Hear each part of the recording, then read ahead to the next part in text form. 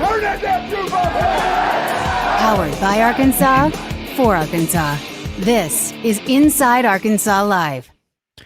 And welcome in Inside Arkansas Live here on this beautiful day here in the great state of Arkansas. I'm your host, John Neighbors, alongside Curtis Wilkerson and Andrew Ellis, and appreciate each and every one of you for making us a part of your afternoon this afternoon, as we got a loaded Monday for you today. We appreciate everybody tuning in, but we're going to have so many things to get to, recapping the weekend, talking a little best and worst of the weekend, presented by our guy Logan, as well as getting into some 50-50 raffle talk, which people are really inspired and fired up by, so we'll get into that. And, of course, with Razorback basketball and baseball, it was a good weekend. But, fellas, once again, it's good to have you guys. It feels like everything's back to normal for a second. You know, I got a microphone in front of me that I'm not having to hold. We're all in the same boxes once again. We're in our same studios, which happens to be our homes. It's great. It feels good to be back here on a Monday.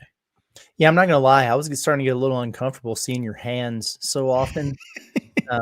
Nothing personal. They're nice hands or whatever, but I don't know. It was a little much. So I am glad for that normalcy. Almost as happy about that as I am to see Andrew back here. You know, it's good. We got the whole crowd back, man. I'm happy. The vibes are solid after a winning weekend for a change. So, what does this mean? Like, what's about to go wrong? That's my question, because we know how this works. Yeah, I'm not a big fan of like change or doing things out of the norm. I like going to Arlington. I like traveling and, you know, going to see cool things and having new experiences. But as I was telling you guys right before we go live, like every time I travel, I tell myself, I'm like, I'm never doing this again. Just never leaving my house. I like sleeping in my own bed. I like showing up at the same time, doing this show every weekday, seeing your beautiful faces. It is good to be back and get back to somewhat of normalcy. And the Razorback baseball team is going to be home for a while, so I ain't moving for a minute. And I'm excited to be here, man. Excited to get back into the swing of things. 10-game homestand? Is that what's coming up here? Something like that. I'll take your word for it. Okay. Yeah, but it looks like weather-wise, it's going to be much better than what it was a week ago too, which is very important. So yeah, we're gonna have a lot to talk about again, like not only for the week, but the weekend that was. And the great thing about it is not only with the equipment do you not have to see my hands as much, but also the phone lines are back, because I know everybody loved those. So if you want to get on the conversation, of course, you can jump into the chat. We'll try to do our best to get through all of those, at least the good ones. And you can also call in at 478-344-6623, as it is all the way back. But fellas, I know we'll get to chats and everything, but I want to start off with just kind of feeling out. I know, of course, Andrew, you down there in Arlington. Me and Curtis went to Auburn last week, but we saw the Missouri game and how good that felt for Arkansas there too. And now that we've kind of gone through the weekend and seen where a lot of the teams that Arkansas was going up against in the bubble and where it all lays out and all stands out. And Curtis, I know that you were. We just lost Andrew. He's just out. He just said the hell with this, man. He's out. Yeah, he heard us talking basketball. Yep, talking basketball. He's like, I don't want none of this. I don't want none of this. So we're going to leave it blank and rest in peace, Andrew. Hopefully everything's okay. Oh, we're off to a good start. We had such a good intro, and then here we go back. But anyways, Curtis, so we were talking about the bubble teams, that is, and also Arkansas doing there. Oh, okay. So hey, you decided to make it back. Hey, Andrew. That right there was the single final straw. I've been waiting for a while. So, you know, it's funny story. I guess it would have been Wednesday or Thursday. One of the days we were snowed in. I was sitting there and it was like 11:10. So I'm getting ready. And actually, this is the day that y'all had the pre-recorded show. So thank God y'all did, because our internet just went completely out for like 20 minutes. Just didn't have anything. And I was like, dude, Ozarks go, man. Like, I'm really getting close to done with them. This is my official statement. If an Ozarks Go representative is listening and can call me and sell me on not canceling and switching back to Cox, I will consider it. But I think that's gonna be the first thing I do once the show ends. I'm on my hotspot now. I'm done. I'm done with Ozarks Go. Never trusting them again. They are dead to me. Less reliable than Flow Sports, man. It's crazy. Truly. Well, I feel bad for anybody who is trying to watch Flow Sports on Ozarks Go. Got the Ozarks Go internet trying to watch Flow Sports. That's you might as well try to win the lottery 6 times. Yeah. Well, I just like this real quick quote from Aiden. He says they're Ozarks gone now. So that's right. Yeah, really might be. But getting back to what was being discussed, the NCAA tournament obviously is just a few weeks away, and it looks like Arkansas, especially after a nice big win against the Missouri Tigers, a Q1 win, arguably their biggest win of the home stretch in Bud Walton Arena, seems to be in pretty good shape. Curtis, you were texting us about it a little bit last night. I know you talked about it with Pod at the Palace. There still seems to be some doubt because I feel like everybody did. It's like, oh man, you win this game considering where you were at right before the game. Man, this is okay. You're in. If the tournament were to start today, you're in. And it doesn't seem like it gives that vibe right now. Of course, there are some other teams in the mix, but I mean, are the Arkansas Razorbacks in? If the tournament was to start today, are the Arkansas Razorbacks in the NCAA tournament? I guess it depends on which brackets the selection committee looks at, because it's about a 50-50 split, man. Somehow, some way, Arkansas picked up the most consequential win of any bubble team around the country. And hey, Oklahoma, that was a big one against Mississippi State. Vandy, that was a big one against Ole Miss. But Arkansas beat the highest ranked net team in Missouri, and they have dropped out of more brackets than they have moved into in the updates over on the Matrix, which is crazy to me. Texas gets blown out at South Carolina, and they're in all but one updated bracket. Wake Forest gets beat by a North Carolina State team that has 3 wins in the ACC handedly, and they solidify themselves in a lot of these brackets. So I was expecting more of a bump in the metrics. Arkansas moved up in everything, KenPom and net and all that, but just a little bit. But to see them pick up a massive, massive win and then drop out of some brackets, it's kind of crazy to me. And I know it's about what other teams around you do and everything like that, but nobody got a better win than Arkansas did. So it's kind of crazy. It's frustrating for people that look at it because they're like, dang, like what the hell does Arkansas have to do? They finally got over the hump here. But it seems like they got more of a bump for losing games to Auburn and Texas A&M they did for beating Missouri. The math doesn't change, though. It really doesn't. At the end of the day, you just need to win some games here on the rest of your schedule. We talk about wins above bubble and that being like a new metric that everybody's really, really looking at there. Well, Arkansas has 4 really, really good wins above bubble. It's also about wins against bubble, right? And Arkansas's got 1 in hand against Georgia. They got 1 in hand against Texas. You get to play them again and go for the sweep. You're at Vanderbilt, another bubble team. They get a couple wins here, they're going to be fine. But to say I was a little bit surprised at the outcome here would be an understatement. I was a little bit shocked, actually. Yeah, I definitely thought they'd get a little bit more of a bump. You know, when Arkansas, because Arkansas played at 7 p.m., and so there was all these games that happened early in the day. When I started seeing some of these results, like Oklahoma winning or whoever, I was definitely a little bit concerned, where I was like, man, if Arkansas loses this game, they really are going to be in trouble. Obviously, you get a huge win, and you expect that to kind of be a sigh of relief. So I'm like you, I was a little bit surprised. Curtis, I want to give you credit, because going into conference play, you were like, I ran the numbers, I ran the projections. If Arkansas went 7-11 in the SEC, they would have a tournament resume. And I remember that being a controversial statement at the time, but pretty much every bracket expert has leaned towards that being the case. And so I think you've kind of been nailing this the whole way through here. And I really liked your episode of Pop the Palace this morning, kind of breaking through all of it. But ultimately, it's pretty simple. You go out there and beat Texas Wednesday. That's kind of where we're at. I mean, I think if Arkansas loses that game, it's going to be like this might be. I mean, we say this a lot going into these games. There's a lot of stakes here for this Texas game. You win this one, you take care of business, especially since all these metric guys are saying that Texas is fully in the tournament. It's like, all right, then if Arkansas beats them, that's another win over a tournament team, right? That's exactly right. It's crazy. If you pull up like all of the team sheet stuff on Arkansas and Texas, it's like looking at the exact same team, really, except Arkansas is slightly ahead in most every metric. And they've got that head-to-head. They've got the same amount of quad 1 wins. Yeah, you finish the sweep on those dudes, and if we wake up the next morning and Arkansas is not securely ahead of them, I don't know. I might have to riot a little bit. I mean, it'd be nuts. Yeah, I don't know what else it would take at this point, but being in the SEC, and this is, of course, nothing too like astounding, but being in the SEC, we know that there's always going to be quality wins, or at least quality games in front of you. And for Arkansas in the final 4 games, I don't want to say they're easy, because they're not easy, but considering maybe compared to other teams in the SEC in your final 4 game stretch, it's pretty doable. I mean, if you really think about it, you got Texas at home, as we know, this week. You go on the road to South Carolina, which thank goodness they finally got that first win, because it was going to make everybody nervous going into that one. And then you got Vanderbilt on the road, which, man, who knows how that one's going to go, especially when it's a 9 p.m. tip, as everybody looks forward to. Just stupid stuff. And then you got Mississippi State at home in your final game on Saturday, March 8th. So all things considered, that's about as good of a Final Four game stretch as you could possibly ask for. So I'm using it as part of the Alumni Hall question of the day presented by Alumni Hall, which will actually be there March 7th on that Friday doing a live show there. So come see us when all that happens. But also check out InsideArkansas.com/Alumni Hall. If you go there, you can shop them online for all the great Razorback gear, all the great Razorback shirts, hats, everything that you could possibly want for baseball season, still with basketball season, and especially with the warmer weather coming in, they're going to have a lot of things in stock. And there's no better person and no better place to go and get your stuff from than Alumni Hall when it comes to all things Razorbacks, the ultimate Razorback shopping experience. So shop them online at InsideArkansas.com/Alumni Hall, as well as in store at 3417 North College Avenue here in Fayetteville. Simply put, what are going to be the Hogs' win-loss record in these final 4 games? And I put the really intricate and accurate options out there as simple as 4-0, 3-1, 2-2.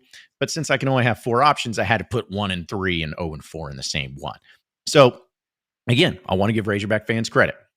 49% say 3-1. And then 37% say 2-2. So you're talking about, I think 3-1's pretty. I think that's pretty understandable, and I feel like that's probably what I would pick. I will say 2-2 though, man. I don't know. I was a little maybe surprised to see that, but still, I think Razorback fans, even after a big win like that against Missouri, are still keeping things in perspective at least. Well, that's good because Arkansas is 5-9 in SEC play, and as well as they've played in the last stretch here, it's like Cal said in the press conference, like, cool, we're 4-3 in our last 7. And that's great. So they probably will go 2-2 just based on what we've seen so far. Me personally, just looking at it, thinking about it from a matchup perspective and everything, I think 3-1 is about where I'm at with this team. It's not crazy to think that they could go 4-0. They haven't done that, in SEC play, string together a bunch of wins. But just again, looking at the matchup specifically, do we really look at any of these and we're like, boy, this is going to be really, really tough on them? At Vanderbilt is their toughest game. It really is. So, and that's not crazy. So yeah, I'm going to stick with 3-1. But if they went 4-0, like I would not be shocked at all. Yeah, I think I'm kind of in the same vein here. Like, I think the Texas game, Arkansas is going to beat them by 1,000. There's no way they lose that game. Obviously, beat them on the road. Texas sucks. They're trending downward. I'm joking a little bit. Longhorn fans, don't come and dunk on me whenever the game's close. But no, I think Arkansas should beat Texas. They should reasonably be expected. South Carolina got their win out of the way, which, by the way, shout out to Texas for that. And so that makes us weirdly, I think we all agree, we feel better about the South Carolina game now that they have a win, right? Yes. So if you're assuming those 2 games are wins, then you're looking at Vanderbilt and Mississippi State, which I think you can reasonably call both of those toss-ups. And so if both of them are toss-ups, 50-50 games, you go 1-1, it kind of makes sense. Weirdly enough, Vanderbilt's kind of been the team all year that I'm kind of pleased by their success because I think Arkansas matches up well and can beat them. And I just kind of trust Arkansas if their season's on the line in Nashville to go out there and win. I know everybody, this is a classic cliche bit. Curtis, if I had told you going into SEC play that Arkansas's tournament's hope would hinge on a win in Nashville, wouldn't you take that? That kind of thing. Yeah. I would take that. I feel better about this team's ability to beat a competent team at home since they just did it Saturday. Yes. On Friday, I would have been like, man, Mississippi State at home on paper sounds like a winnable game, but Arkansas doesn't really get up for home games that much. So it's cool to see them show that they have that in them. I'm with you, Curtis. I'm actually kind of leaning, if I were to put a percentage chance on all 4 of these games, I would give them a slightly more than 50% chance to beat Vanderbilt, and I'd give them a slightly more than 50% chance to beat Mississippi State, but I'm taking the cop-out easy way out and saying they split. Yep. Yep. I think 3-1 just because I'm looking at the schedule itself, and I feel confident in that. But you're right about Vanderbilt, man. That's just a weird arena to play in. And that 9 p.m. tip is just strange. That just gives some bad vibes. It just gives some bad vibes for Arkansas in that. And also Vanderbilt, I was looking at their schedule, and they've had some pretty close games against good teams. But then there's just some head scratchers. They got beat by Oklahoma by 30. Yeah. What? Sometimes I know that every time you have some weird games happen in college basketball, but just some head scratching stuff like that. And then, they barely beat South Carolina at home by 3, but then they beat Tennessee by one. And just, again, a lot of weird stuff where it's literally a roll of the dice. 50-50 shot that they play great or they play terrible is what it seems like. Yeah, they beat a healthy Kentucky team. They're on their home floor, and they got 20 piece by half of Kentucky's team in Rupp last week. They're definitely way better at home. Like they got that Tennessee win and the Kentucky win at home. The Ole Miss win was at home. Who's beat them in their own building this year? Auburn got them by a dozen, and somebody else got them. Mississippi State beat them by double digits at home earlier in SEC play. Just a weird team, man. It really is, but their schedule is brutal. I mean, they're at Texas A&M on Wednesday. That is not going to be an easy game for them on the road. They host Missouri, and listen, Arkansas beat Missouri.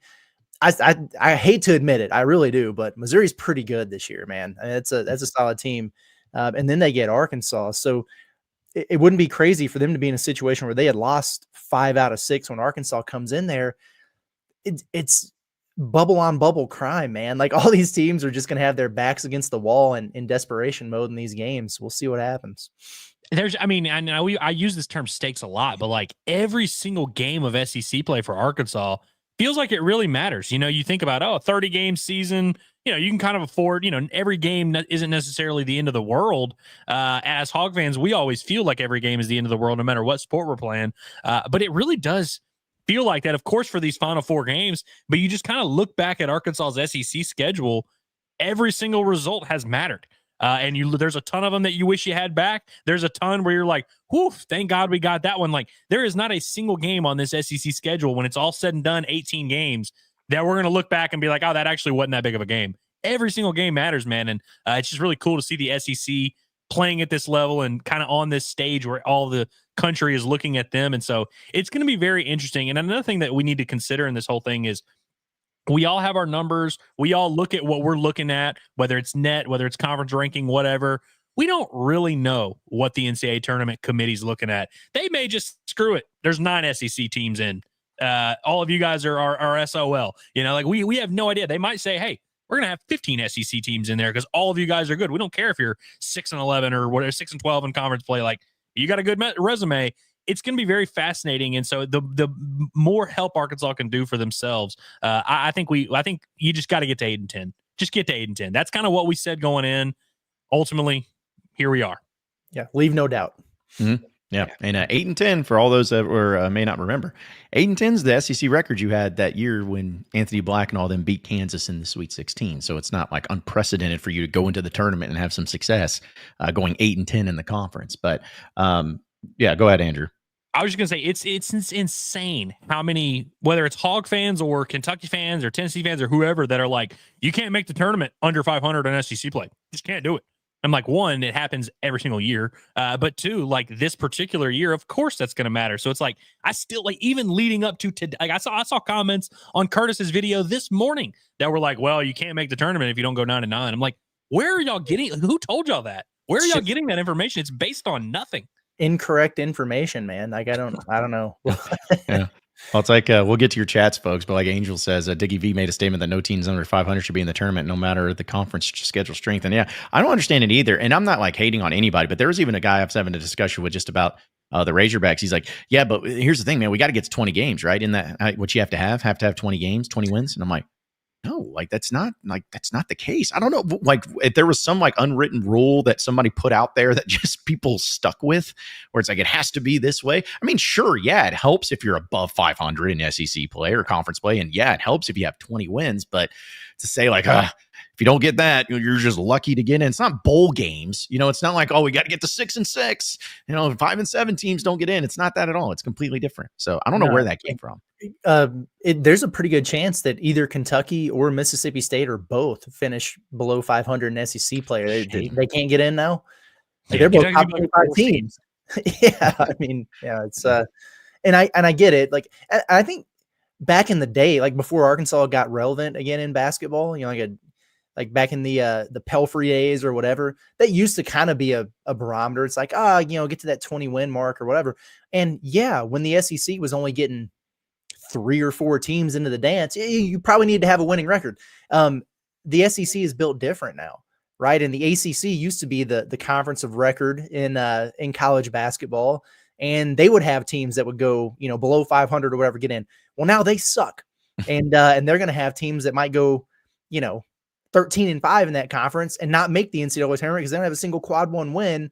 And people are going to be pissing and moaning about that. And you'll have an Arkansas team who has, 6-7 quad one wins, but a losing record in the SEC that gets in, and people won't understand why. It's just, it's evolving, man. The math is crazy. Well, and also I'd throw it in because the first person I thought of, I don't know if y'all remember this, but Anthony Grant, who's the coach of Alabama, one of my favorite things is that at Alabama in 2011, when he's the head coach, they went 25-12, 12-4 in SEC play, and did not make the NCAA tournament. 12-4 in SEC play, did not make the tournament. And then 2 years later, they went 23-13, 12-6 in SEC play, did not make the NCAA tournament. So it just really shows you how far the league has come. Where could you imagine a team in the SEC now going 12-6? Nah, can't get in. It's just it's not a thing anymore. So it's just really come a long way. So few of your chats, folks. Shout out to our guy Hazelwood. Appreciate the super chat, man. Always. He says, I know some are still mad about COVID year players still having eligibility. Just wait till we see the ripple effect of the new JUCO rule. Mizzou and St. John's going to have 8-man rotations of 30-year-olds with Rogaine NIL deals. Man, ain't that the truth? In fact, the fun, real quick little fact, no one cares, I do. When Arkansas played Missouri when I was a student there, they had, I don't know if you guys remember, but they had, I think it was Rosberg was his name from Missouri. Dude had a hairline all the way back. It was running away from his forehead. And we chanted Rogaine at him because it was so bad.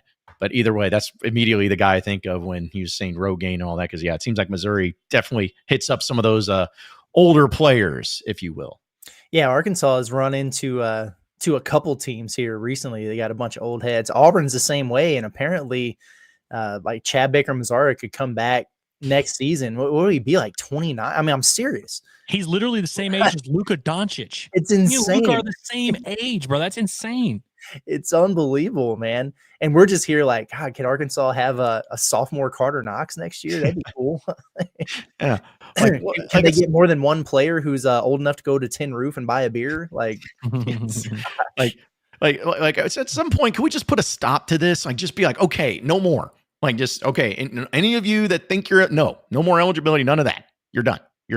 I know he's talking about the JUCO rule, but yeah, it's just at some point in time, nobody wants to see that. Nobody wants to see people it's such a cool, unique thing. Think about like Monty Harris on Arkansas's football team because of those extraneutral circumstances. But just having some guy play 8 years of college basketball as a 27-year-old, and it just doesn't sound appealing to me. Like, it doesn't sound like it's good for the league or good for the game, but I don't know. That's just a little much. Yeah. And needs to chill out a little bit. Also, Austin Paul, thanks for the super chat. He says, I'm coming to the game on March 8th. Hope to see y'all there. Be there. We will be there. And come by. Game, right? 11 a.m. for the first time ever. It seems like Arkansas's actually got an early game at home. So, yeah, 11 a.m. on that Saturday. Come by Alumni Hall that Friday before at noon. We'll be there right there in Fayetteville. So, yeah, it should be a great weekend. And also, shout out to our guy Hayden for Super Chat. Appreciates us. Let's have a Monday, boys. Andrew, the baseball team might need your bat. They might need my bat, but I think they need a few other specific bats in their own lineup to get going. Weirdly enough, I was actually looking at some numbers today. So coming out of Arlington last year, Arkansas was hitting under 200.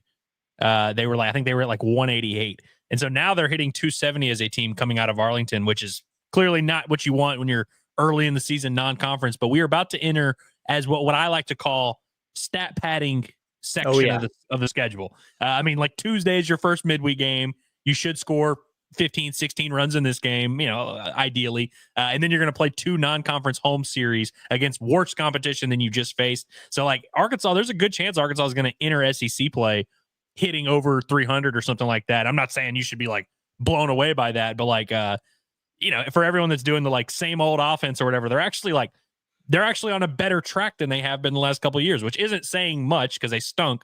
But it kind of lines up with what we've been saying. As long as you have the island power, you'll be fine. Exactly. Right. Yeah, as long as you got 2 absolute monsters in the middle of that lineup, which last year's team didn't have even that. So I'll take it.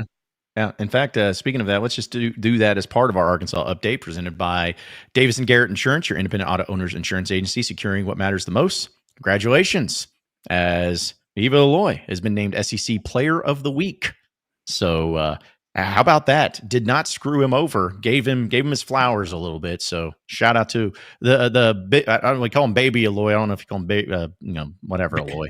Big Alloy. Big Alloy. Yeah, just whatever it is. But had a great stretch, and being SEC Player of the Week is always impressive when you're in baseball side of things. So shout out to him. Yeah, big time. You know, as of right this moment, they have a different number of at-bats, but Fayetteville Alloy is hitting 417 with 3 home runs, 7 RBI, and Kocher Alloy is hitting 417 with 3 home runs and 7 RBI. Weirdly enough, Kocher Alloy has not hit a single this season. He's got 3 home runs and a double. That's his contribution so far, which is awesome. Actually, I think it might be two doubles or something like that. But like he has not hit a single. So yeah, get that kid in the lineup every day. But yeah, good to see Fayetteville, man. Y'all remember when we were this time last year, Fayetteville Alloy was the Nolan Souza, where everyone was like, "Oh God, this Hawaiian guy just sucks, man. Get him out of the lineup." Blah blah blah. He was really struggling. I think you've kind of seen his growth. One, like last year, even this time we were saying he's going to get going, it's going to be fine, and he ended up having a pretty good year. But like he's a lot more mature, a lot more advanced at the plate, laying off pitches. He made a couple errors the other day, but he's also better defensively. I mean, he just looks like a pro up there. Him and Brent Iredale.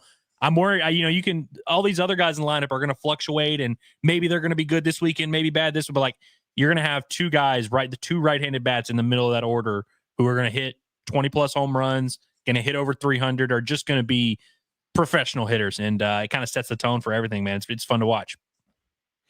Also, as far as this part of your Arkansas update, I wanted to bring this up. Boys, we got a wide out. I wanted to pass this message along. We got a wide out for the Razorback basketball game against Texas. Appreciate the little horns down symbol there. But just, I don't know. Again, it's just funny because it's like, hey, here's the white out. Here's the seating chart, and it's all white. So just make sure you wear white. Are we white out fans? Is that good stuff? Is that what we want to see? Because have they done a white out, or they did a stripe out? Maybe that's what it was. I'm thinking they did a stripe out back when they weren't getting any fans in attendance, so it was kind of that's rough. Did that wind up being a snowy game too, or like a weather game? So like it is almost like it didn't even really work because of there was something aside from the team not playing well or whatever that impacted that, if I remember right. Well, there was that wreck at the tunnel too. Yeah, definitely that. Yeah, Church was on that night. I'm all for the whiteout. Yeah, I like it. Yeah, I was going to ask, do you guys prefer stripe outs or white outs? And I don't know if there's one or the other, but I don't guess I care. I don't either. I don't care too much. Obviously, like whiteouts are easier to pull off, easier to get everyone on the same page. Whereas it's like, oh, I'm checking my tickets. Oh, I might be sitting here. Do I wear red? It's easy for a stripe out to stripe out. Looks really cool if you can execute it well. And we've seen Arkansas do it before. We've seen other teams do it. But whiteout, you can kind of afford to half-ass, and it will still look pretty good, just mostly white. Yeah, I would agree with that 100%. It's got to be consistent, man. And that was the only thing, because I'm a Sharkensaw fan. I am. I love that stuff. But all the Sharks weren't together. You just had random Sharks throughout the student section. I'm like, I get it. People hustle in, they try to get the best seats or whatever, but put all the Sharks together. Okay. Yeah. They're all in the same ocean right there. It's what we need. And that would have impressed me a little bit more. I was irritated about that. Other than that, it was cool. Yeah. You need to do those things where it's like, if you're going to do Sharkensaw, then you need to have shark outfits to hand out to the students who are coming in, who are going to sit up there. It's like, got to be a little bit more consistent. Even if it's like a shark head, like some cheap little hat or something, they could figure that out. What's the weather going to be like Wednesday? Because that's another important thing that I think, obviously, we mentioned there was maybe a snow game last time. When the weather is cold, it's really hard to be particular about your outfit because you're just I just got to grab any type of bundling that I can. It's going to be high of 61 and cloudy. So that'll help. Yeah. So you should just not worry about that. But I think honestly too, if something I thought about when I was seeing Auburn's arena, if they want to really make the stripe out look good in case there's empty seats, what they need to do whenever the new thing with Bud Walton happens, just each section, just red, white, all around, maybe. I don't know, throw it around. That way, I'm sure it'll be the wrong shade of red, but at least they can try to make that happen. So Yeah. Also, another thing too, folks, that it says a reminder, it's our final week for our pre-orders on our merch. So if you want to help support us here at Inside Arkansas, we got a lot of great stuff going on when it comes to our merchandising, and you can just go to insidearkansas.myshopify.com and you'll be able to check it out yourself. All the great merch that we have, whether it's for Bombastic or for Pot at the Palace or for Inside Arkansas. And also we have a new item. I just want to throw it up there. Look at that. We got a shirt is by popular demand. Is a red Razorback shirt for Bombastic Podcast. So that's going to be available on there as well. So be sure to get your pre-orders in as we'll start making them and getting them shipped out next week. So appreciate everyone's support in that. And the link is below, by the way, if you didn't hear me or remember what I said. You can just click the link below in YouTube and check it out that way as well.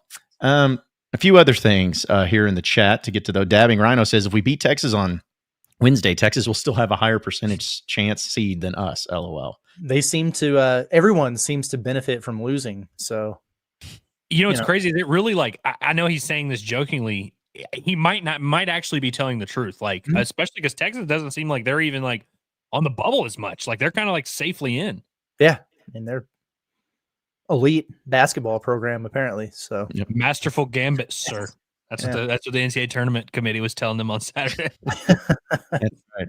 A few other chats too. Shout out to Samuel Brooks, who says Mark Arnold is the GOAT. Yes, he is. He's the GOAT. Yes, he is. Mark, for those of you may not have known, on our Pot at the Palace postgame show, decided out of the goodness of his very joyous heart to super chat us $500 once again. So thank you so much once again, Mark. Can't say thank you enough. And I can still keep saying, if you hear this, let's just hit me up on social media so I can send you some free merch for how much you've given us. I mean, it's the least we can do. So please I don't know if you even have social media, but just if you do, hit me up. I want to take care of you in that regard. So we also went back and found his other question in the chat, and I answered said question in the video we put out yesterday. So we made sure we found it. So yes, ask any question you want to, Mark. Ask them all. We will gladly respond to it. Also, Double H says, can y'all tell fans don't make T Mark the boo guy on Wednesday? He tried real hard to lead the terrible team last year. He deserves a cheer during the starting lineup announcements. Yeah, boo him. Yeah, I'm not saying he has to be the designated boo guy, but also I'm not going to be like, guys, just go out there and cheer for the kid. It's no. Yeah. I don't know if I give a standing ovation to kind of a black hole on the floor on a really bad Arkansas team, but I wouldn't boo him either. They usually pick somebody a little bit off the radar. So I was going to say, I feel like Hog fans should be pretty indifferent in this one. I mean, for the most part, if you have a little bit of appreciation, but like Cal was saying, going into Rupp, it's he's an opposing player. It'd be one thing like Devo. If Devo played at Arkansas, yeah, you're going to give that guy a cheer. He's from the state of Arkansas. He was there for several years, part of some great teams. Okay, yeah, you'll give him a cheer, whatever. But I feel like Mark is one of those guys, you shouldn't boo him necessarily. Go out of your way to the whole crowd boo him, but I think it should just be a normal, just treat him like a normal opposing wing that averages 4 points a game. Yeah. Like our guy, Dre, appreciate Super Chat, just says boo him. I mean, he plays for the other team. That's really what it comes down to. He did go to Texas, Yeah.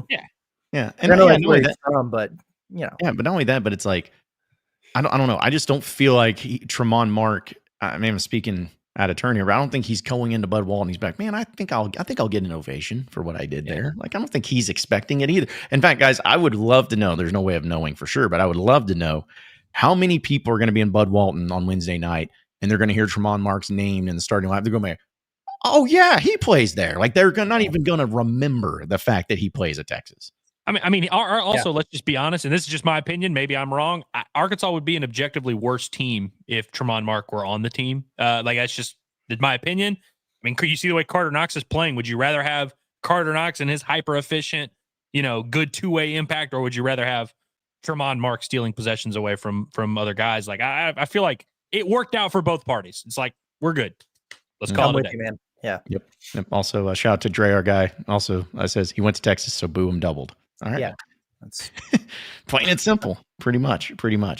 All right. So let's get to, because I know we'll have best and worst of the week in here in just a little bit, but let's go ahead and squeeze in a little bit of your SEC update action presented by Rhoback. Go to rhoback.com, use promo code HOGS by 20 for 20% off your very first purchase. And looking at some of the scores from the weekend. Some interesting game. There always is at this time. Just the SEC, especially trying to fight them off and trying to see who can make some noise. Obviously, Arkansas getting a nice win there.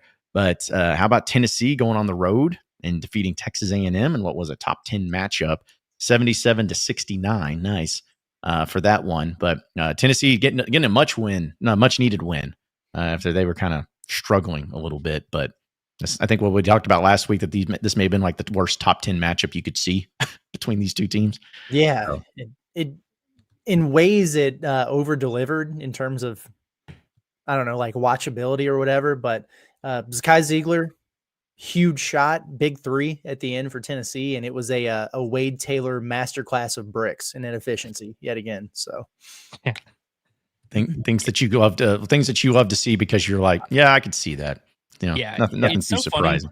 It's so funny watching national guys talk about A&M, because they can't come right out and say that Wade Taylor's a good fit for A&M because he misses a bunch of shots and they're the best offensive rebounding team in the country. But like, that's the game plan. That's what Texas A&M does. And by the way, Wade Taylor's like, we always kind of make fun of him. Like, he's capable of making tough shots and doing, like they kind of free him up to where it's like, hey, we don't care if you go 4 for 15. Because those 3 or 4 that you hit are going to be daggers. And that's kind of how it was whenever Arkansas played against A&M. I don't know what he finished in that game, but like every shot he made, I was like, oh, damn. Like, that's just a tough shot. Like, what are you going to do? They kind of give him that freedom, and it works perfectly. But it's so funny watching national guys who like can't really like call him like, I mean, was he shooting like 36% on the year or something like that? But it's like, probably it kind of works for what they do. Yeah. I don't know.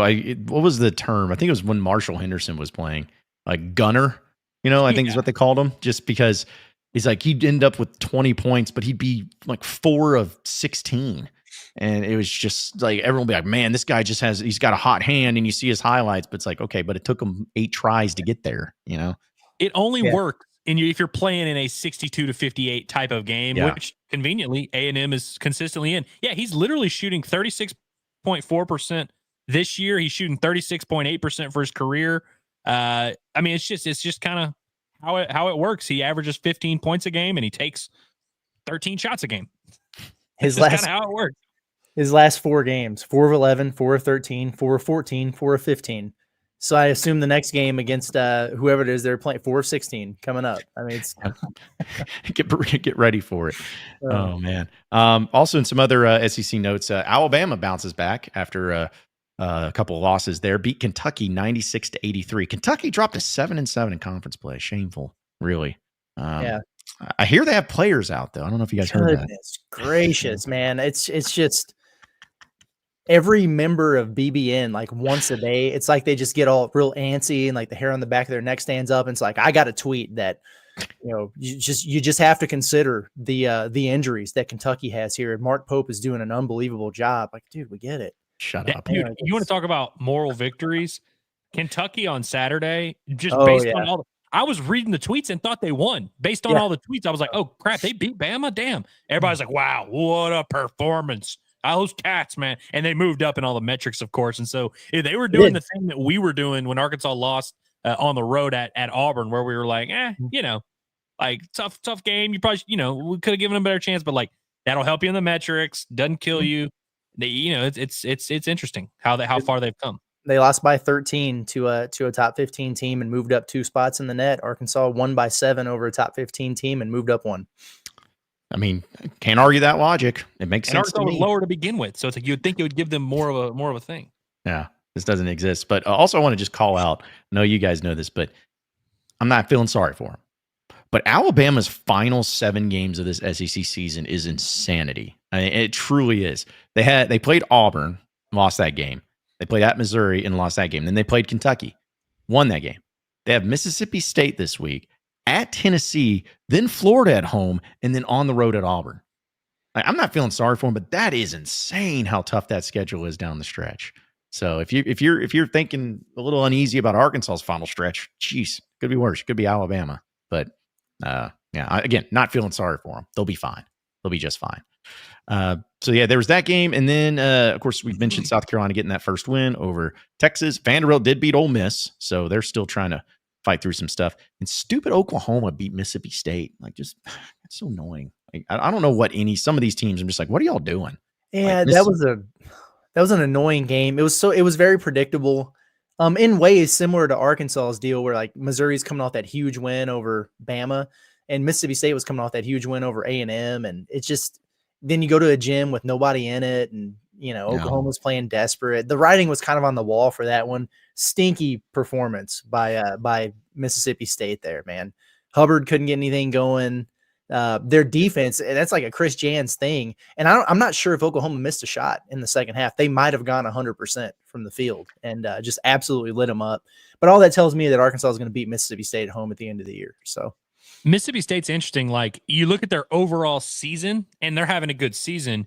But if you really break it down, the last month or so has not necessarily, they'll have a good performance here and there. But I would say they're definitely trending in I view them closer to that like Georgia, Oklahoma range. I mean, obviously they just lost to Oklahoma, but I kind of view them in that echelon more so than I do like the Kentucky or Tennessee or whoever. Like, I think they're pretty, even Ole Miss. Like, I think they're a little bit separate from that. Like, I think that game when they play Arkansas, it'll be interesting to see like how badly Mississippi State needs that win.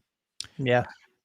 All right, so that'll do it for our SEC update, and we can continue it on with a little bit of fun with our best and worst of the weekend, presented by Logan, our guy Logan Kocher, who, of course, is one of our biggest supporters here on Inside Arkansas. We always appreciate him, and considering what he does for us and the super chats and everything, we got to give him a segment. So why not make it best and worst of the weekend? So we appreciate Logan. Sco Hogs on Twitter. I'm not going to say how many O's are in there because I don't know. But just look for that and you'll find him. But either way, best and worst of the weekend, guys. I'll go ahead and start with best of the weekend for me. I tweeted about this, and I know a lot of people kind of agreed with it, and so it's pretty easy, but I just really thought it was cool. The Arkansas game on Saturday against Missouri, obviously there's a lot of cool stuff, and Arkansas winning was nice. But they honored the 1990 Final Four team, and they did that at halftime. Not everybody was there, because you have some guys that, couldn't make it. Obviously, Oliver Miller, Big O. He's dealing with a lot of health issues right now. And I thought it was, like, first off, really cool that they had everybody do the O symbol in the stands. Thought that was really cool. But one of the coolest things of that was Mike Anderson being there and the ovation that he got. And, it's not surprising. He got an ovation pretty much like before Muss even coached a real game when they were honoring naming the court after Nolan Richardson. So it's not surprising, but man, it's just always cool where, coaches who get fired or coaches who leave on their own, everyone's going to have a certain feeling, and odds are they're not going to be viewed in a positive light. But to see Mike Anderson, who, 8 years at Arkansas, we know what he did as an assistant at Arkansas, and, he hasn't had really anything bad to say anything about Arkansas or about anybody there. For him to come back and him to get that ovation from so many Razorback fans was awesome. In fact, he got about as good of an ovation as anybody. So just really cool. And I'm really glad that, he got that, because he definitely deserved it. Say what you want about him not getting to the point that Arkansas needed to be in, but man, he was definitely helped Arkansas get out of a absolute dumpster fire that they were in. So just really cool. And it was really good to see him. And dude still looks the same. I don't think he's changed in like 30 years. He looks the exact same. So whatever he's doing is working. But shout out to you, Razorback fans. And that was just a really cool moment from Saturday. That definitely was one of my best of the weekend. Yeah. A little stunned that you didn't go with Houston Nutt for your best of the weekend. But I haven't got to worst of the weekend yet, Curtis. Oh, okay. Yeah. No, like to echo on that, that was really cool for sure. Was happy to see that from Mike. Mike's a good dude and a high character guy. And he did it, and he cared about being at Arkansas, and he did a good job, just not, good enough over the course of time. And it's just how it works out sometimes. But he's not a guy who ran the program into the ditch or anything like that. He just didn't get it quite to where people expected him to when he was able to get back there and get the job. So happy for him, man. That was cool to see. And like, I mean, to echo off that, one of my best of the weekends was just kind of Bud Walton Arena in general. It was good to see. And it wasn't a capacity crowd in there, but there was that buzz and I don't know, just some pop in that building it's just been missing. And we've talked about it a lot. And it was there from pretty much start to finish, with the exception of one stretch there in the first half where Missouri hit like 7 threes in a row. But outside of that, man, that place was it was buzzing. It was loud. I felt like it impacted Missouri, and Dennis Gates kind of said as much after the game. That's the stuff we're talking about, man. So it was good to see the Razorback fans fired up. I heard Cal after the game because so many people stuck around for his little radio deal that he does out there on the court. And he shouted them all out and talked about the impact that they made. And he got a nice ovation there. It's coming together a little bit, fan base and this team. And that was really good to see. Yeah. Love that. So I've got a few for my best of the weekend. One, since he's the sponsor, I got to shout out Logan because got to kick it with Logan. We got to watch the Sunday game, Arkansas versus Michigan. We got to see that thrilling victory for the Razorbacks in Arlington. He bailed on me for you. Okay.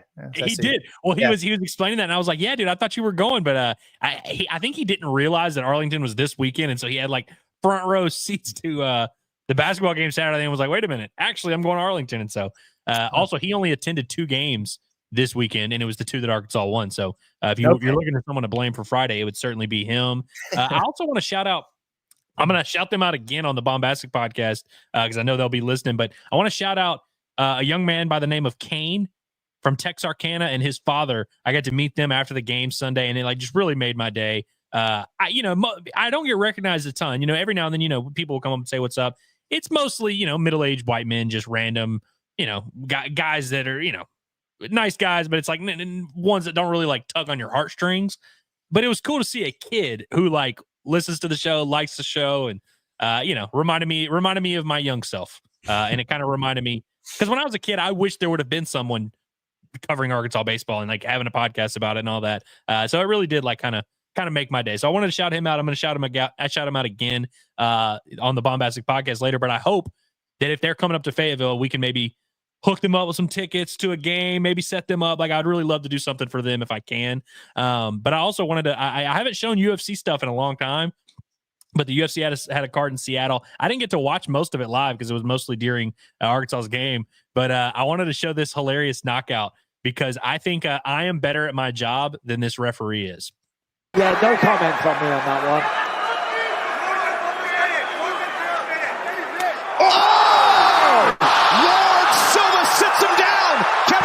Says keep fighting, so he ends it with some huge ground and pound, and Lord Silva.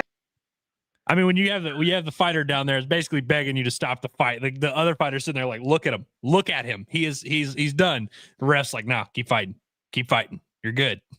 That's like 6 extra punches in the face for no reason. He actually, weirdly enough, the fighter was being nice because he was elbowing him, but he was doing it in like his like rib cage, like kind of like on his back a little bit. Like he wasn't, I think he knew he was like, this guy's done. I'm not gonna do any extra damage, but love to see that.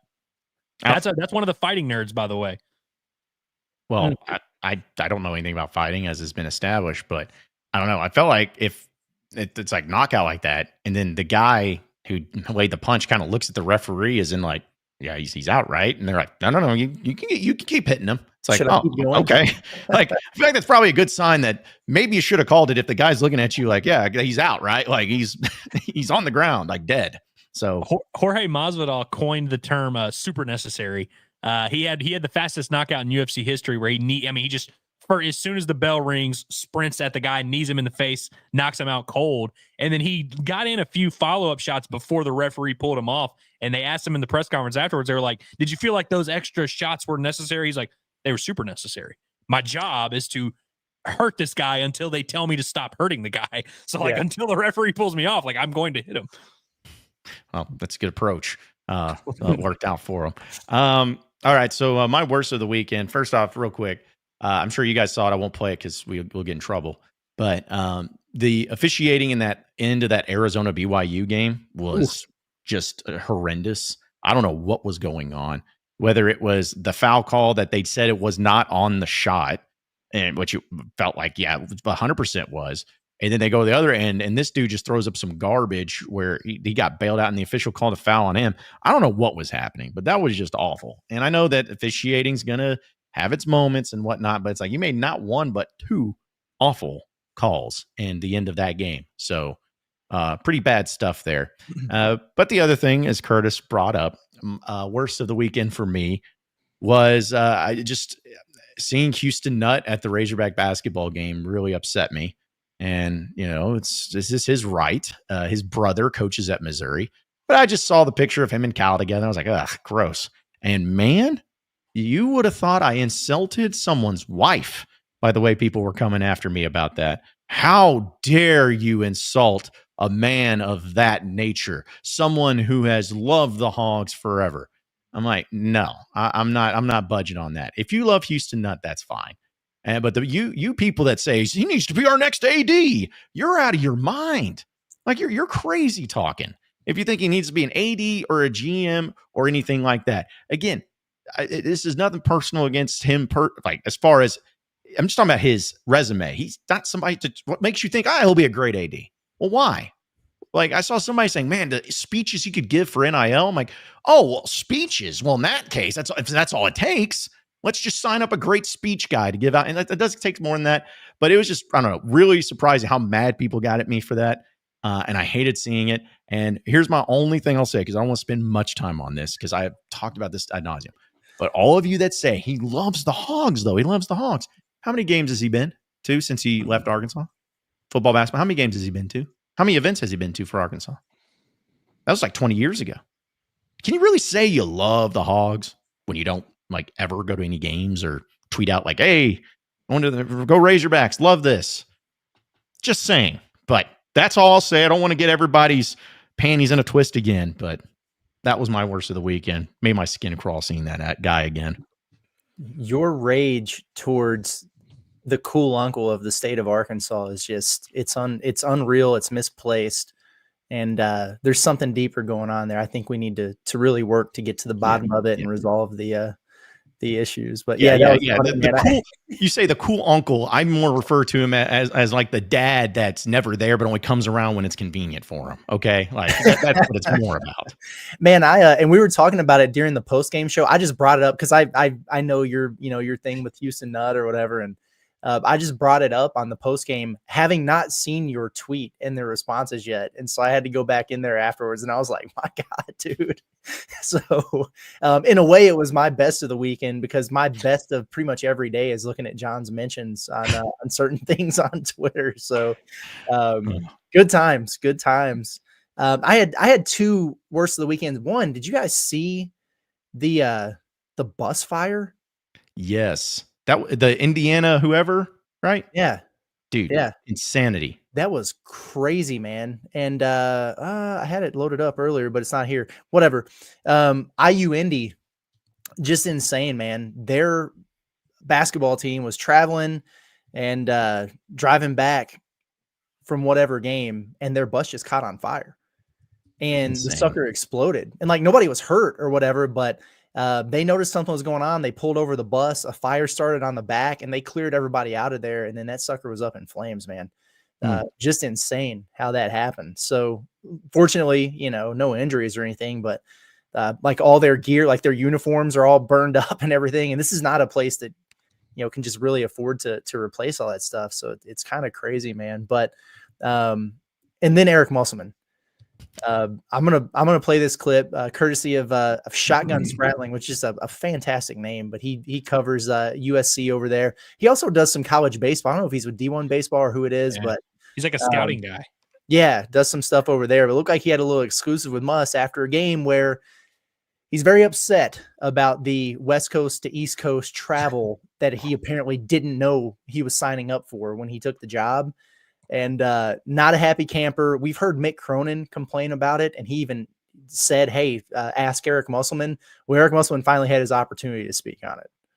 For the last 2 weeks to get yourself in the Big Ten tournament, going in the right direction? I mean, I think there's a whole bunch of things that factor. Number one, UCLA, Washington, Oregon, USC, we're in the hole 2 to 4 games based on travel. And it's going to be that forever for men's basketball. So you either got to do it UCLA women and USC women, and you got to have far superior talent in order to survive all this. This is the same trip that Coach Cronin, had his, and unless you're doing it or have done it in the past, which no one has done it unless you've been in the NBA. And when you travel 3 time zones and you're out here for 6 days, and we're going to get back right now. We're supposed to stop in Kansas City or Tulsa. Weird connection. We're going to get back roughly at 3 a.m. Then we're going to bus, and then they're going to go to class at 8. And you're not going to be in your bed even to try to attempt to sleep until 4 a.m. And then you have a class in 4 hours, which means you got to get up, you got to shower, you got to get to class. So, should a West Coast team be playing a game at 6 o'clock at night? By the way, Ohio State's in Los Angeles and has been there for 2 days, and they played several hours before us. But yet we're the team that has to travel cross country, and then our body clocks have to readjust. So is that why we lost tonight? No, I'm more worried about the travel affecting our game at Ohio State than I am this game, because when the schedule came out, the game that I thought we would be most affected by is Ohio State. And there you have it. That man. He's already planting the seed to take an L to the Buckeyes. So, oh.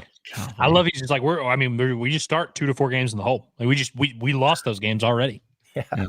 I just love the fact that it's just like how much we heard him talk about things like that. But here's the deal. You either have coaches that don't say enough and you just like, don't say what's on your mind. Whether you agree with him or not, at least Muss is going to kind of tell you whatever he wants to say, and he's not going to really hold back much. People can say, oh, he's just whining and complaining, maybe, but it's great for like people who cover him and talk about him. So yeah. just a classic Mussism right there. That's great. He had done that at Arkansas, I would have found a way to I would wrote a story about it. Yeah. Spun it the right way and been like, yeah, this is crazy. He's not our problem anymore. Yeah. Well, it's also funny because it's like, he was going on similar rants when it was literally just like playing on Wednesday to Saturday, flying from Auburn or whatever. Yeah. Oh, yeah. And the Buffalo to San Francisco thing. Dude, I don't know if I'll ever be able to say what he said to us, but my first thing in person ever with Muss was him talking about the travel of Buffalo and all that stuff, and nothing will ever top it. Just great stuff there. I'll talk about. He was so mad about that, and the NCAA, because the NCAA books the flights and makes the travel arrangements, and they were screwing it up, and he was going back and forth with his son Michael Musselman about it, and he was literally considering paying for a charter out of his own pocket to get it right. Mm-hmm. Yeah. Going from Buffalo to San Francisco and making sure they could get home and sleep in their own bed for a night or two. He was about to pay it himself. He was so worked up about it. Oh man. Yeah. I love that. I miss that guy. All right, Andrew, what's your worst of the weekend?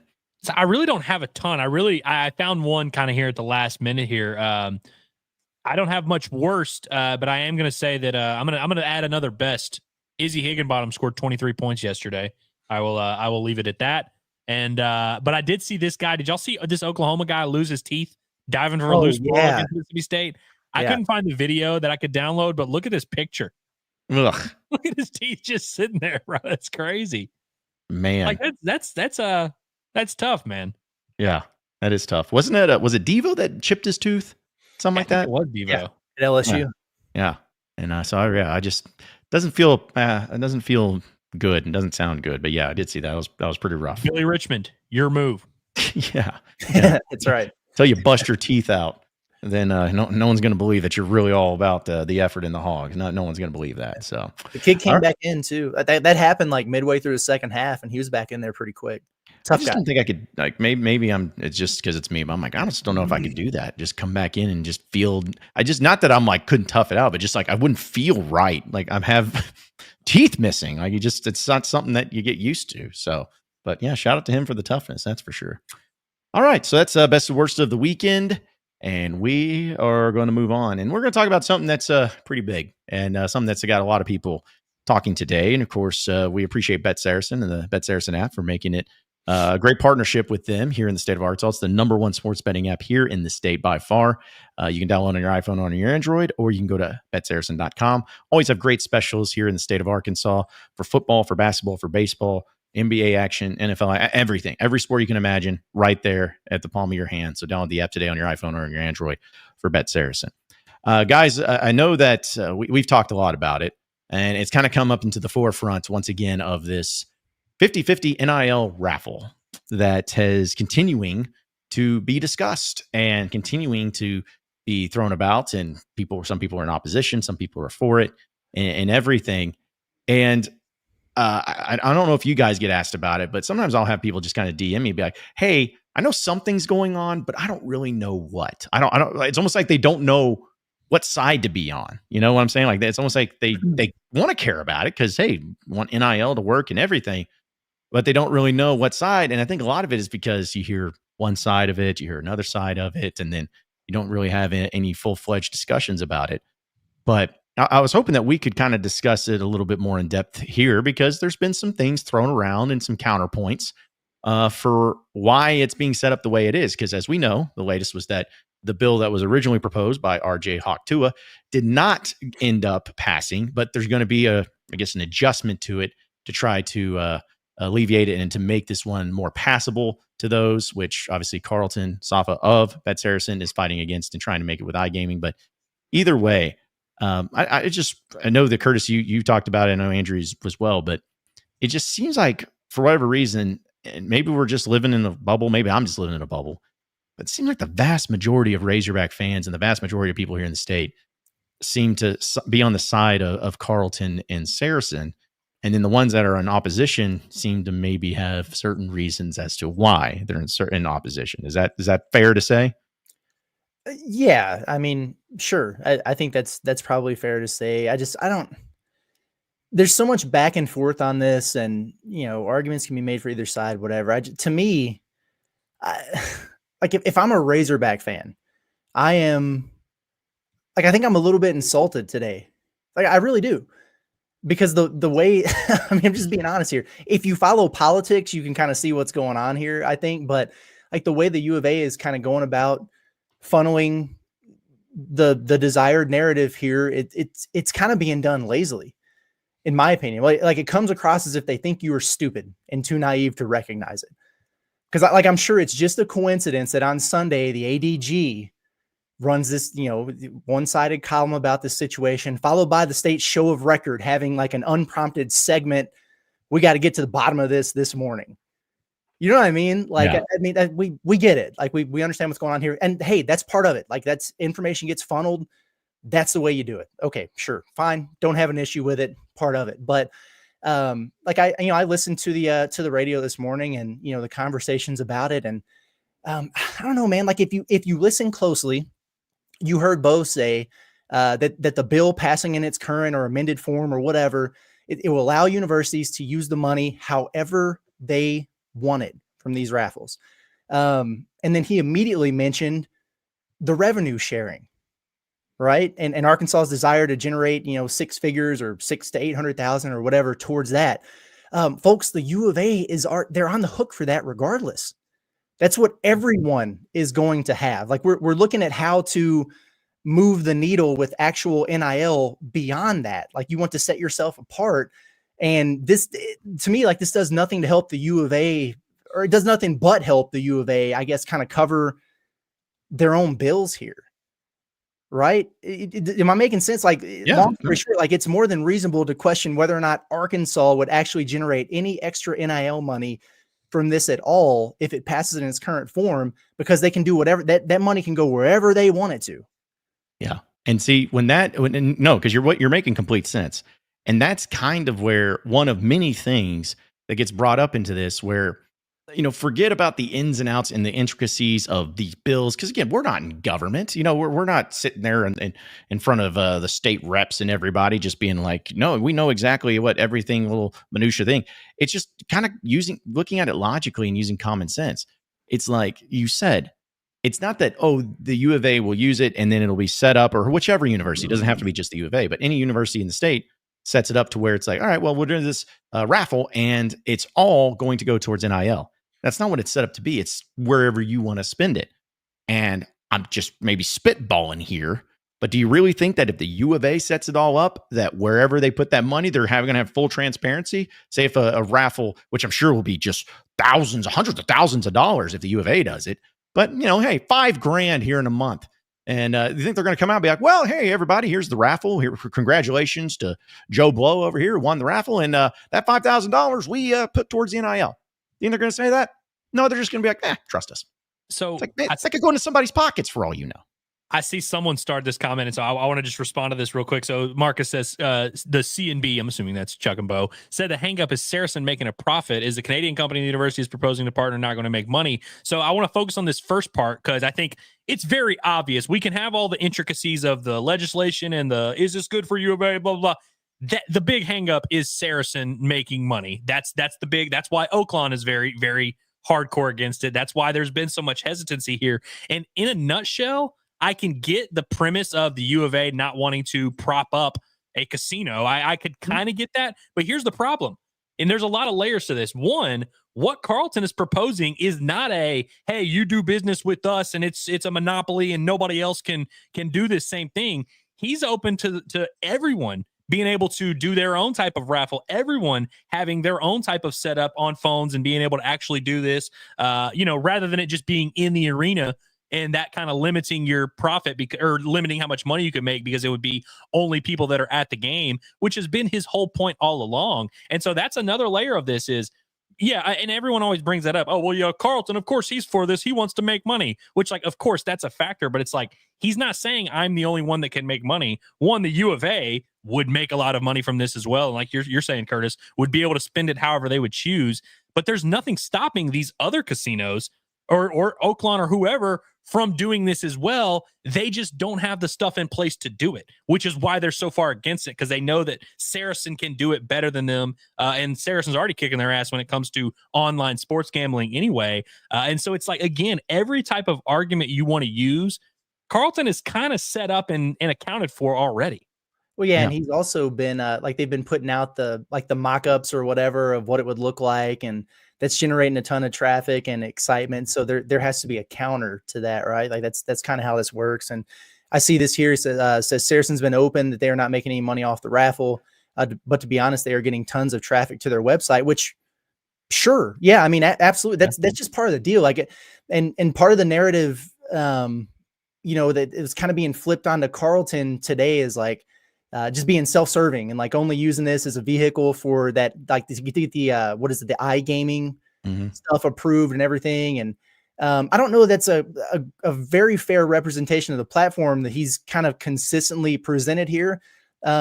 Sure, that's part of something that he wants to get done, I imagine, but I don't know. It's odd to me to speak out of both sides of your mouth and kind of painting Saracen as like money hungry and profit driven and everything, while settling for what most agree would be significantly less money generated having this run by an independent contractor. Somebody mentioned that Canadian company or whatever, which was, they take 10% off the top anyway.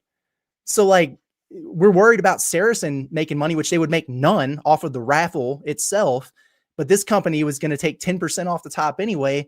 What are we doing? So I don't know, man. To me, like shaming Carleton for Saracen's potential to profit from this, or the iGaming thing, while putting all the raffle funds generated to NIL, it's disingenuous when the U of A is intending to use this as a guise to place the funds anywhere they want, and it's certainly not exclusive to an answer and like your NIL collective. It's not. So let's not act like parties benefiting from a deal or having something good for them come out of it isn't like standard negotiation practice when you're trying to get a deal, especially when the U of A is trying to do the exact same thing.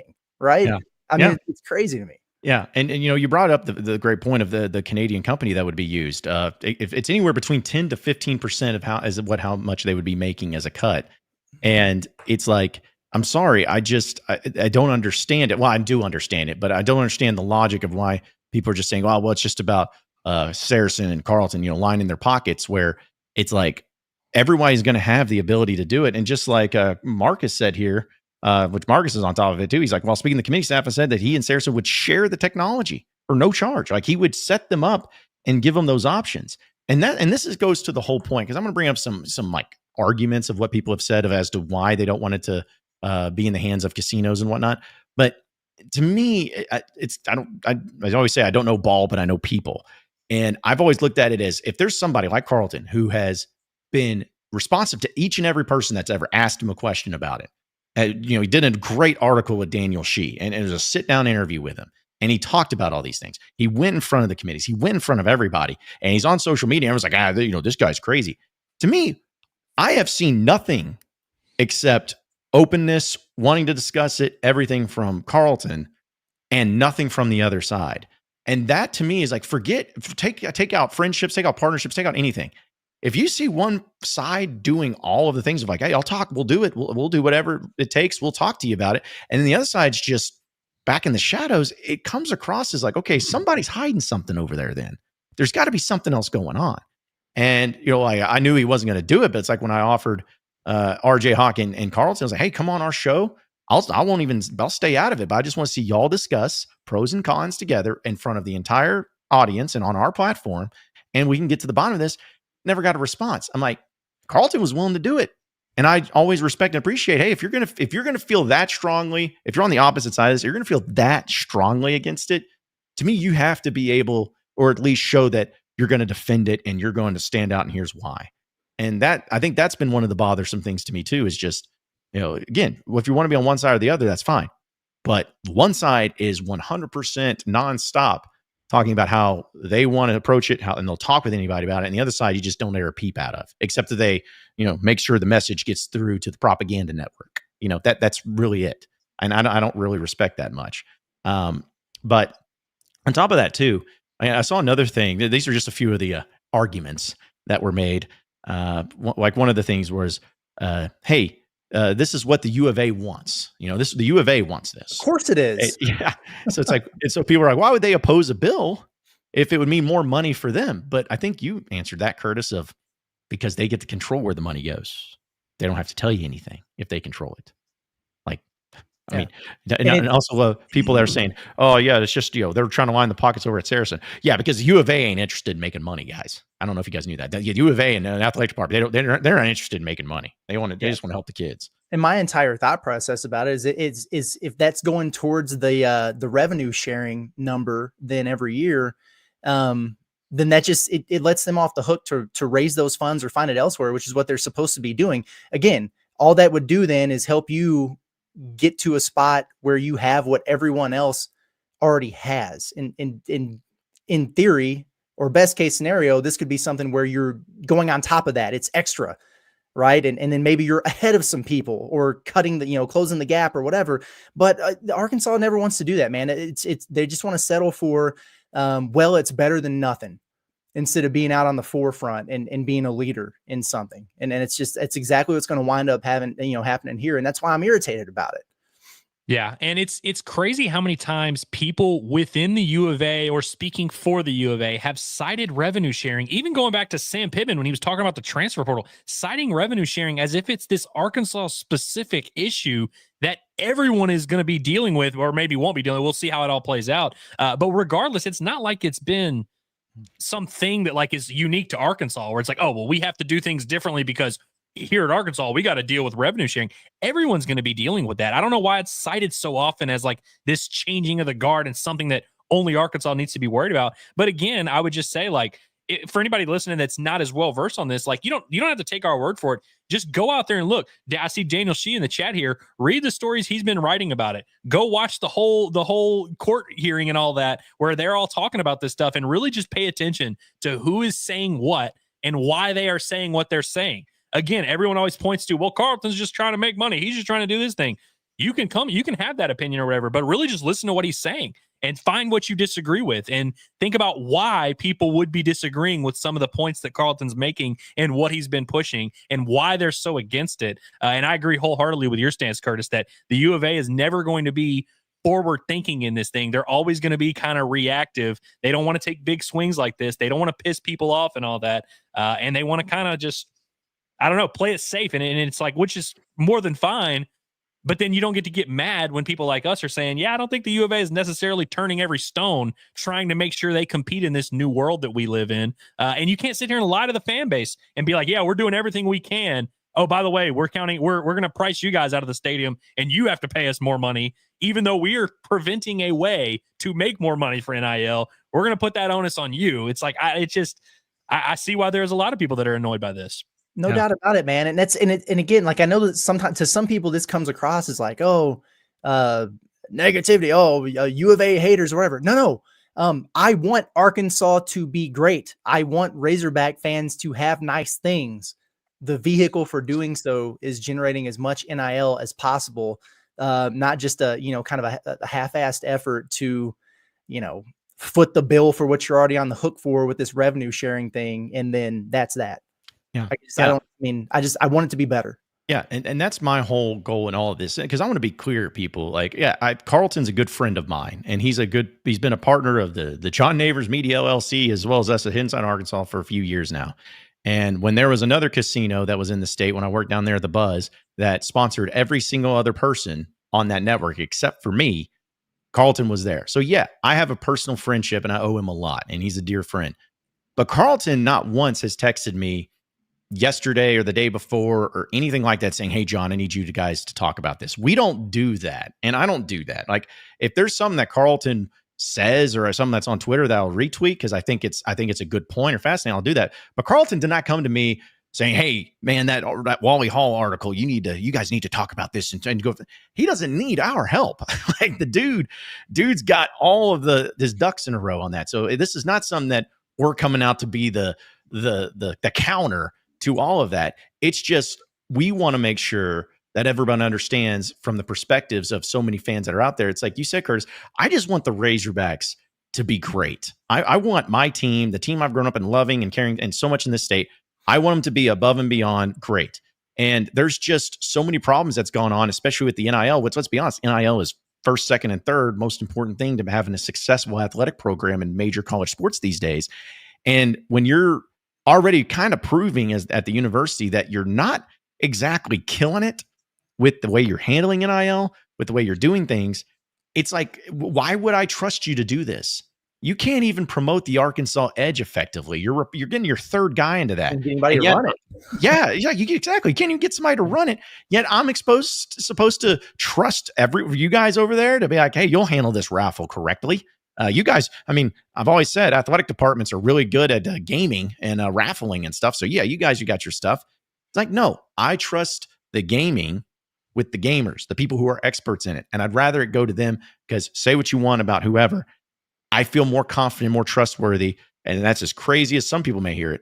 I'm more trustworthy of SARACEN Casino and a casino in general that's trying to do that than I am the University of Arkansas handling it, because of the transparency that they've provided, and also what they're trying, he's saying NIL. That's what it's going towards, NIL.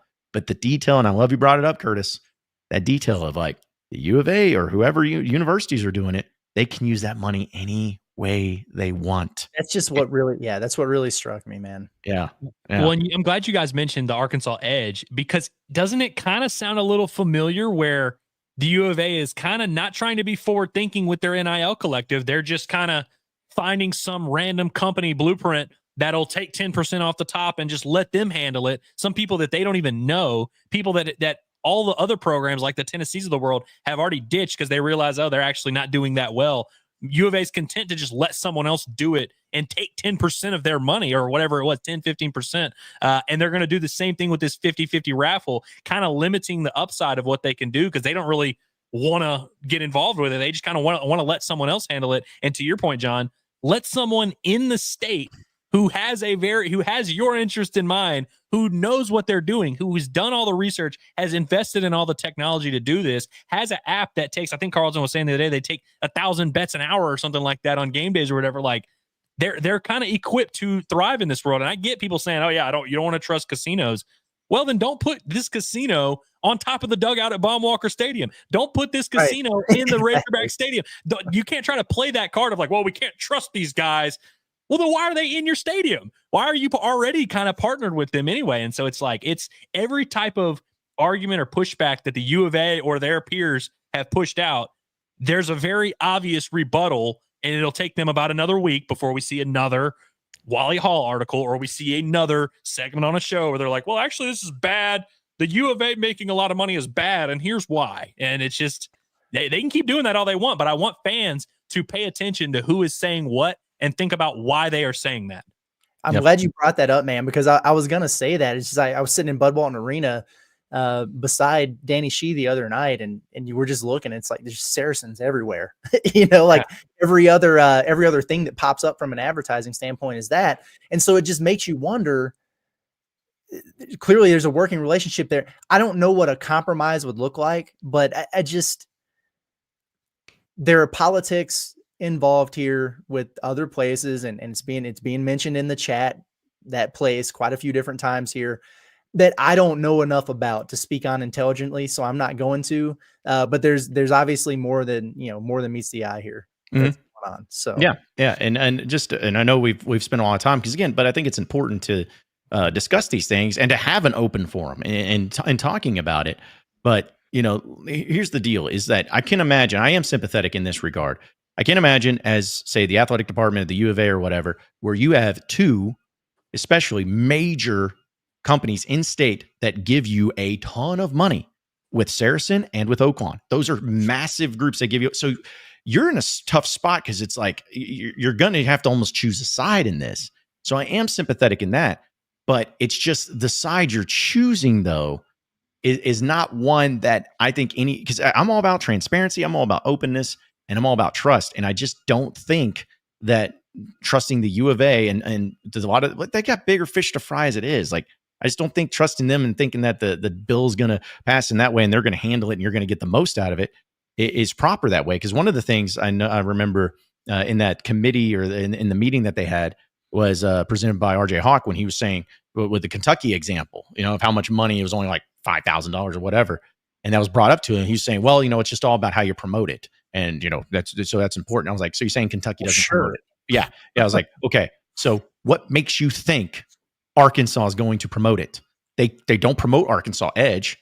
They don't even promote their sports very well, in my opinion.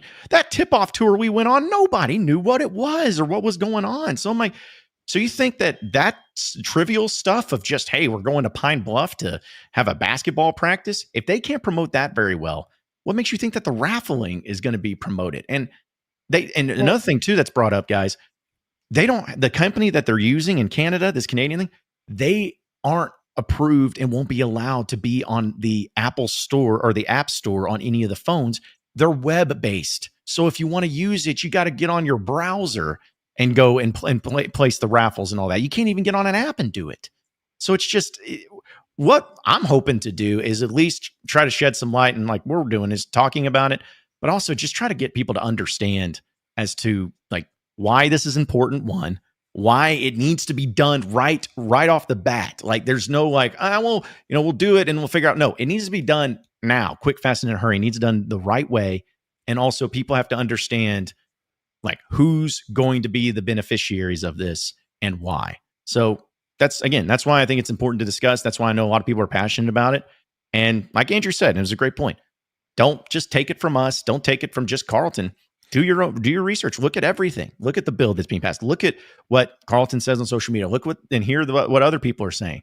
Use your own judgment on it. But again, I just feel like you're going to find about 95% of the information coming from one side, and the other side just remains silent. That's the biggest thing about it, man. Like if we talk about it's all about how you promote it. Well, give us examples of how you've promoted other things successfully, one, or show us how you're going to promote this. Like have a plan and show people, like if you want people to get on board with this, because what is SARACEN doing? They are showing exactly why they have the infrastructure to do it. This is what it's going to look like. This is why it's going to work. And they've got numbers to back it up, and they're putting out the graphics, and it goes back to the transparency that everybody's talking about there. So if you're pissed off that people aren't, picking up what you're putting down or buying into it, or all of a sudden they're flocking towards, SARACEN with everything that's going on here, why do you think that is? Because you're telling them nothing.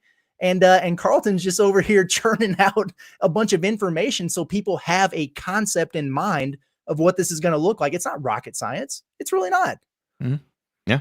It's just logic. Simple as that. And we'll get to a few of your chats, but my last point I want to make, guys, and this is just my perspective on how I look at it. It's an important thing, but a $100 check's not going to be here forever. This dude may be gone this year for all we know. Like, we don't know. ADs are going to come and go. Coaches are going to come and go. Players are going to come and go. Everything's going to come and go when it comes to athletics, especially in college sports. It's just the way it is. And it's the nature of the beast. But as I look at it, with what Saracen's trying to do and what Carleton's trying to do and all that, they're never going to go away. Like Saracen's not going to go away. Carleton's and them are not going to go away. They're always going to be here, and they're always going to be supporting the University of Arkansas Athletic Department. So I just really don't want the decisions and everybody to be made by people who, for all, like Juracek could be all about this and he'd be gone next year, and then it's like, well, what did you accomplish? Or anybody like that, a coach, whoever it is. But that's the thing that I always have looked at it with a decision this big and this important, this thing that could have ripple effects. Do you really want it to be made by people that may not even be here a year from now? I just don't think that's a good way to look at it. I agree with you there. And I've like an amended version is going back up for discussion this week, I think sometime. But I mean, isn't there a reason why it didn't pass the first time?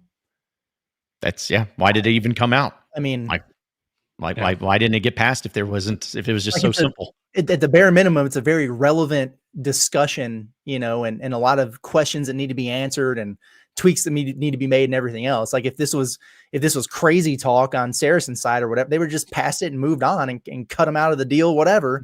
But that wasn't the case. And here we are still talking about it. And I think that speaks volumes.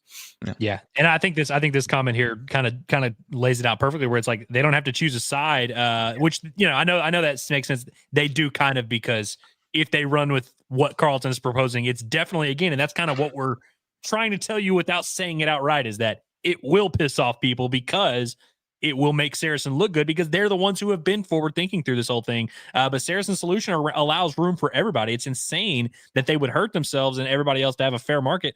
And that's kind of the crux of this whole issue, is like, you can say, hey, Carleton's crazy and he's wrong, which, by the way, they've been saying that for months. You remember when he first came on the show back in whatever it was, August or September, and there was all this pushback of like, oh, no, it's just, like a 50-50 raffle, it'll never work. Well, now we've all determined that it will, because you're seeing other people do it. He was on the forefront there. He's been right along this whole time. Tell us why this whole fair market, everyone can be a part of it. Why doesn't that work? No one will ever be able to give you a straight answer as to why that's a thing. Yep. And I think that's telling. Like, I think there's some reasons behind it. So again, just look at it logically, folks. I know we talked a lot about it, but just look at all the information you possibly can and make a decision for yourself. But I certainly feel like whether you agree with one side or the other, one side has been very open, very transparent, and very much wanting to discuss it and willing to discuss it with whoever and whenever that is, and the other side isn't. And that's just a really frustrating thing, because I think that's owed to Arkansans more than us. I mean, forget us, man. Like, I would love nothing more than, again, have Carleton and RJ, or Carleton and people from Oakland, or Carleton and Hunter Yurchek, whoever. But just, I would love a public forum when they just discuss it. And to just, I mean, heaven forbid you do that. But man, it would just be so nice. That way, everybody gets out all the information to the forefront, and everybody can just move on from one way or the other. But it's just not going to happen. Yeah. Co-sign on the message, man. Just gather as much information as you possibly can, because some places you're going to hear one side and not the other, and other places it'll be the exact opposite. Do your own research, make your own judgment, but don't be blinded by the one-sided stuff that's out there, man, because you're going to get a lot of that. That's right. I love coaching this team. I just wanted to play that just so I could say I played it one time, but feels good transition. Yeah. All right. So a few of the chats, folks, again, we really appreciate you all tuning in and hanging out with us. Let's see. Rick says, how can the U of A use the money as NIL? There's a school cap of what? $22.1 million. If that's maxed out, this money can't go from the university to the students, right? That's revenue sharing. That has nothing to do. That's a very separate thing. Yeah, you can only, every school has what they can pay in terms of revenue sharing. This is money that would be being raised, and like we've been saying, they could use however they want to, and it would go towards that collective. And then again, they could give some to football, some to basketball, whatever. But yeah, this is separate than revenue sharing, which again it's stupid that people from the U of A are trying to blur those lines. Your confusion is because that means the U of A's messaging is working, because they're trying to bring in revenue sharing as if it's a relevant topic in this conversation, and it's really not. Yeah. Has nothing to do with it. Also, D-Ray says, FOII request for RJ Hawk's email correspondence regarding his old bill will have a ton of Oakland representatives in there telling him what to do.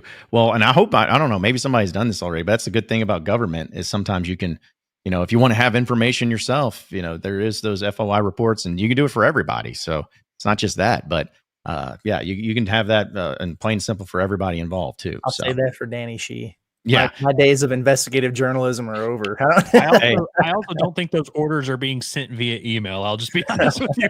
No. And random thing, but hey, speaking of Houston Nutt, I'll never forget. That was the first time I ever learned about the Freedom of Information Act.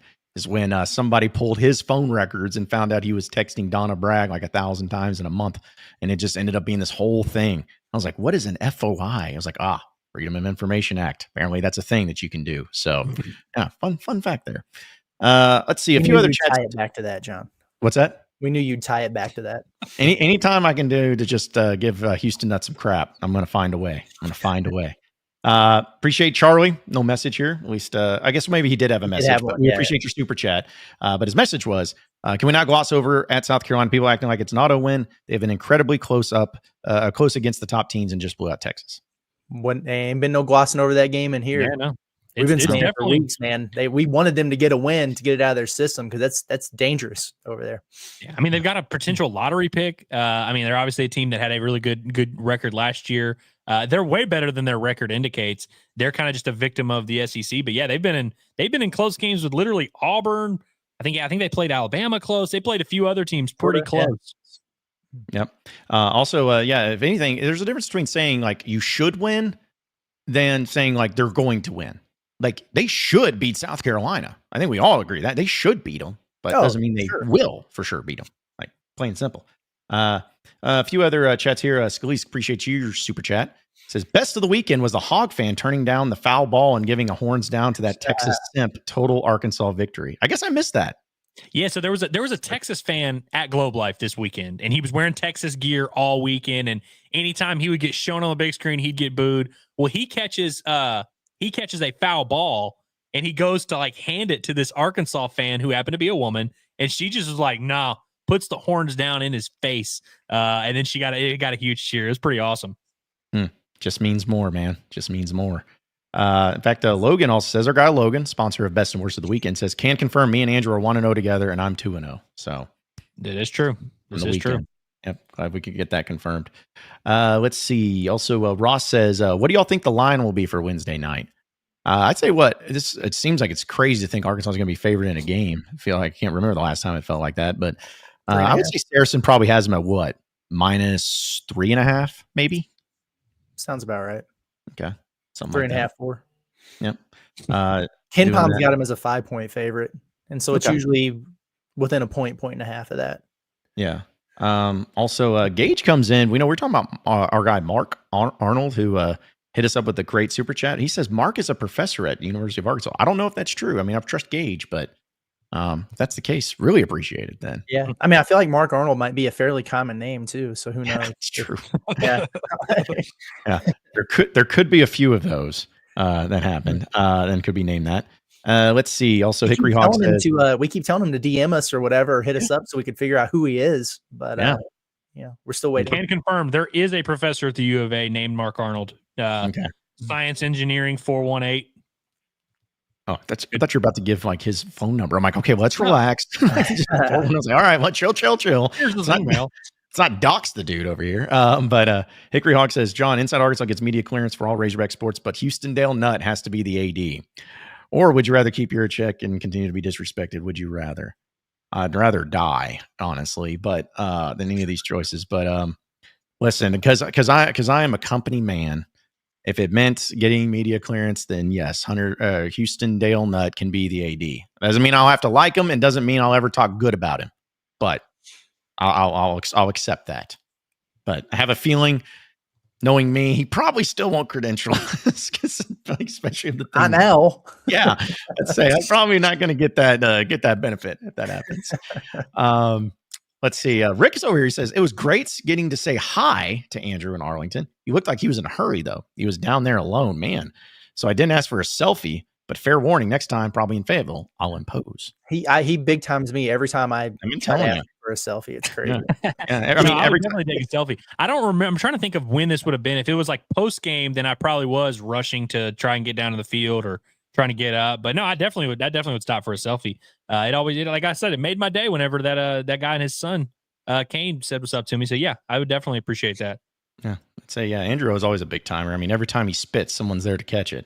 Let's see, our guy Fred Chestnut, part of the Chestnut crew, said, "Fred here, I'm back. Glad to see University finally did what I was preaching for a wideout. Cal will stuff Rodney, no good Terry into a locker. Also, boys, I tell you, I can't stand Mizzou fans." Well said, Fred.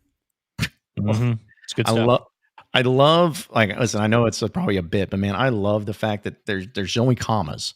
There's no periods. There's no like ellipses or whatever. It's just commas, all the commas. Must be missing that key on their keyboard. Statement made. Yep, that's right. Let's see. Evan already talked about that because it's like, I said it from Twitter. You don't like the Houston Nutt sighting. No, I didn't. But also Scully says, Andrew, I thought it would be Tony V coming back to take over for DVH. But now that I'm thinking about it, it seems like Matt Hobbs is not the successor of DVH. Thoughts? So I think that where he says Matt Hobbs is not, I think that means now. I think he meant to say that. So one, I mean, look, obviously if Arkansas, I don't think DVH is like going to retire right now. There's rumors literally every offseason.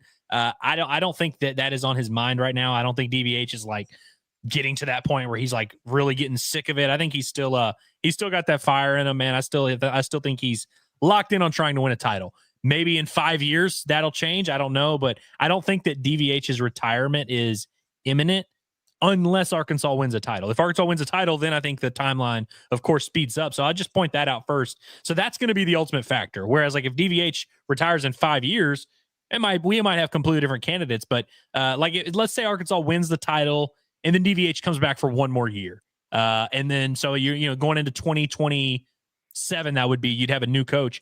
I think, of course, you have to make Tony V say no. And he might say no. He very well might. I mean, Tennessee Athletic Department has done a good job of trying to do, they bend to his will. No matter what he says, they do it. He told them to upgrade the stadium. They did that. Told them to upgrade NIL. They did that. And so I think Tennessee is kind of getting in front of this, making sure Tony V stays. And of course, he just won a freaking title there. So I think there's going to be, it's going to be hard for him to leave that situation. I think he would still be very, very interested in the Arkansas opening. In fact, I know for a fact he would be very interested. I'm not saying he's, book him as the next coach. I just think you got to make him say no first. And he very well could make him say no. But I think Matt Hobbs, if he's not being considered heavily by everyone in the fan base as the potential next head coach of the Arkansas Razorbacks, you're not paying attention. He is very much in that mix. We see this happen a lot where, whether it's like in football, you just kind of promote the OC or whatever, like this kind of thing happens a lot. And I think it would make sense. I mean, Matt Hobbs is extremely qualified. I mean, he is, in my opinion, he might be the best pitching coach in the country. I think Arkansas right now has the best pitching staff in the country. I was talking with Aaron Fitt at D1 Baseball. He actually thinks Arkansas is the best staff, and it's not even close. He doesn't even see a close second. Last year, they were, of course, an elite staff as well. Matt Hobbs' resume speaks for itself, and he's also done everything. He's stuck around. He definitely is a very important voice in that Arkansas locker room, not just for the pitching staff. He's very much like going to be a head coach at a big-time level in the near future, whether it's at Arkansas or somewhere else. I think Wes Johnson's success at Georgia, going straight from pitching coach at LSU to head coach at Georgia, and now they're a top 5 program basically overnight, helps Matt Hobbs' case as well. So I think it kind of is. I think those are the correct 2 names at the top of the board if we were doing it. No, bring him home. Tony V's coming home. It's just happening.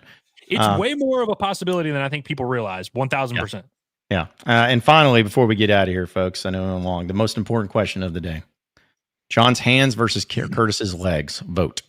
Have you seen Curtis's legs? These calves are, they're outstanding. So yeah, I mean, and have you seen these hands? Nice hands, but they're fine. I mean, there's nothing. No, these are these aren't exactly the hands of hard labor. So it's short season all week, boys. This is nice. Yeah. Dude, tomorrow. It's not a coincidence that Curtis is always wearing shorts.